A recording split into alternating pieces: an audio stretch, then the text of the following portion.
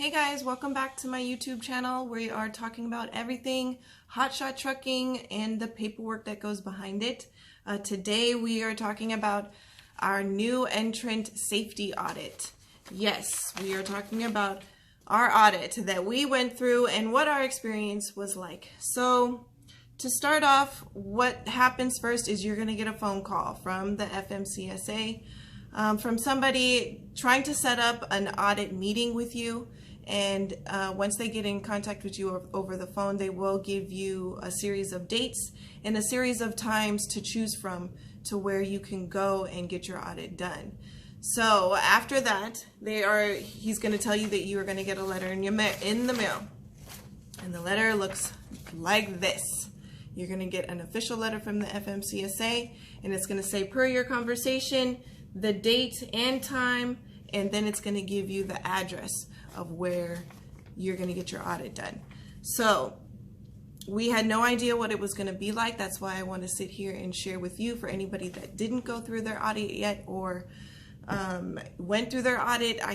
We can share experiences and share what it was like. So my audit was in the Hampton Inn in Kennesaw, Georgia.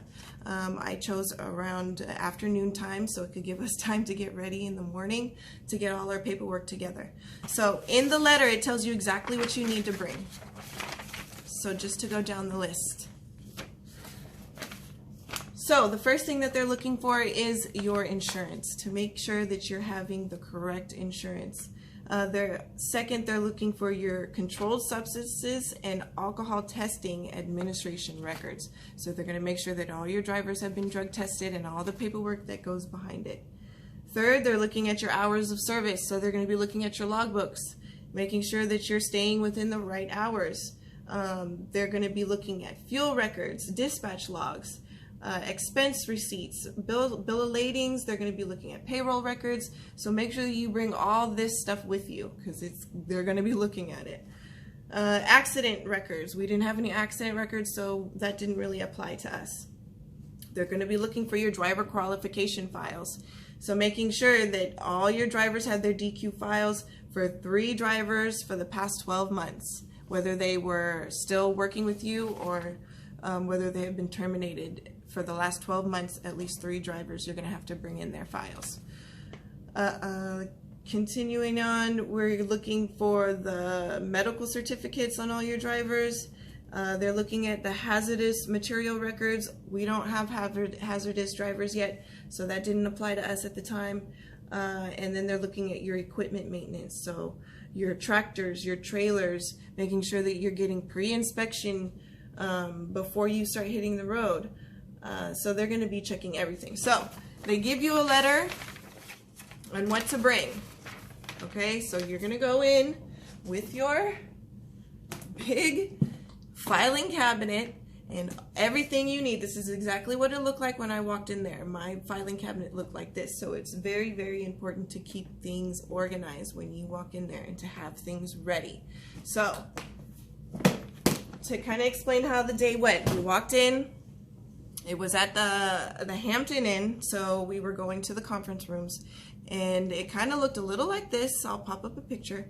It'll look a little bit like that, and when you walk in, you first walk in and you see all the tables, and all the tables have all these computers, and then they have uniformed officers sitting in the chairs. So all of these uniformed officers with their badges, full uniform, with their guns on their hips strapped up, and so they're the ones that are giving you your audit. So it was pretty official. So they did take us into a small room to kind of give us like a little orientation. They basically went over the letter that we already had, everything. They gave us a slideshow of what you needed to go through and bring with you. So they are going to ask you, before you go and sit down with an officer, they are going to ask you if they can take your filing cabinet without you. They want to take a look, and you don't have to, you can opt out of it, but they want to see it, without sitting there in front of you. So I did let the nice lady take my bucket with her, and she went to the back and she started looking at my files before she could even ask me questions or to even before I even sat down with her, she was looking at my bucket. So by the time that our orientation was done, we went into the big room with the big tables and all the officers were sitting down. So by the time that I had gotten in there, she had already taken a look at everything that we had. So what she asked me was to pull my most recent load that we had completed and the driver logs for that load. I had to pull it up right out of the file and show her. I also brought my computer with me because I do use my computer for most of the business that I do, or all of the business that I do. So I was able to pull up the logs and then email them to her directly via email, and she was able to pull it up on her computer. So if you do have a computer, bring that with you because they probably will ask you for files too. So she went through, asked me all the questions. I gave her all the paperwork I could give her. And we passed everything except for two sections, but they were easy. Thank goodness they were easy. One of the first things that we did wrong was I didn't have my drivers enlisted in a consortium, because at first I wanted to run my own drug and alcohol program where I was going to random test.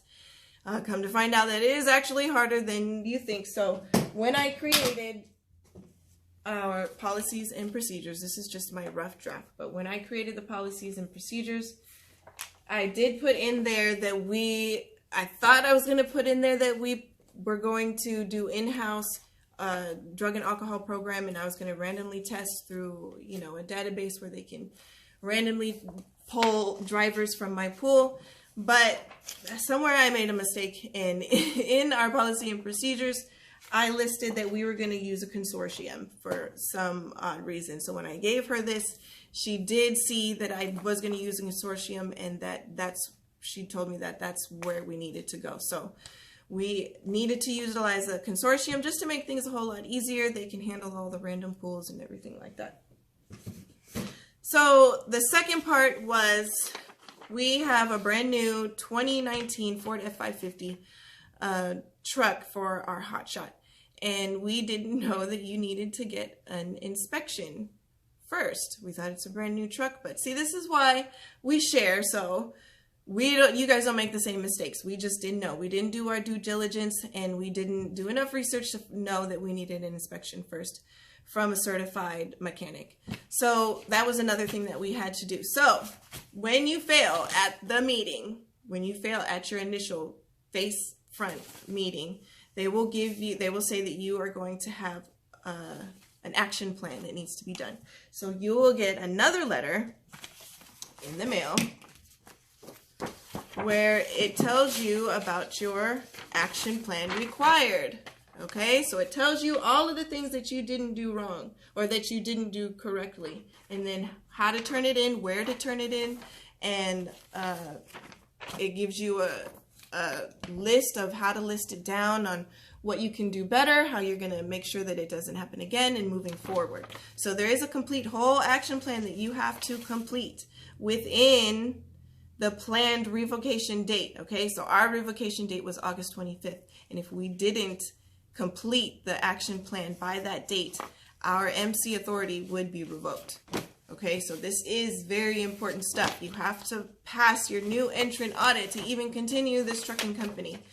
Okay, so I was given a case manager, and I was talking back and forth via email to my case manager, sending in our inspection, we joined a consortium, we sent in all of our consortium paperwork, and I was able to complete all the paperwork, and he gave us a clearing, and we got accepted. So we got a letter in the mail saying that we were accepted for our correction active plan. So, but that doesn't mean that your audit is over. Okay, so us being a new trucking company, they are still going to be watching us for the next 18 months. Okay, so always be prepared to have your paperwork ready, because they can give you an audit at any time. But the fact that we did pass our new entrant audit makes it a whole lot easier. They know what we're doing. They know that we're doing it correctly, and it helps me know that I'm on the right track and doing the right thing. So that was a big feat and a huge task that we completed and were able to conquer which we're very, very thankful for. So I hope this video definitely helped you. I hope it give you some ideas of what your new entrant audit might look like, what you can make sure that you guys are prepared. Bring a computer, bring your files. I know that when we went in there were some trucking companies, because there's some other people that are going to be sitting down with other officers at the same time that you are, and it's going to be, everybody's talking about their trucking company and their paperwork. So I do know that there's some people who also failed, and they didn't have their applications. You know, he thought he was an owner-operator and that he didn't need an application for himself, but you do. As an owner-operator, you still need an application for yourself. You still need to be in a consortium. So yes, there are things that some people just don't know. So I hope that this video helped you and you guys know what to do. Hit that like button and definitely subscribe, comment below, and let's talk.